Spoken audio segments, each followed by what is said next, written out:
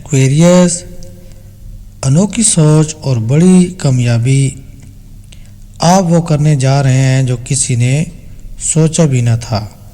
रुपए पैसे की बात करते हैं तो इस हफ्ते टेक्नोलॉजी और सोशल मीडिया आपको माला माल कर सकते हैं।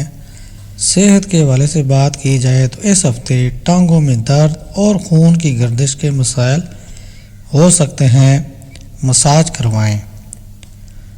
कारोबारी लिहाज से देखा जाए तो ये हफ्ता ग्रुप वर्क में फ़ायदा है। नई टीम तश्कील दें, बड़े नतायज मिलेंगे।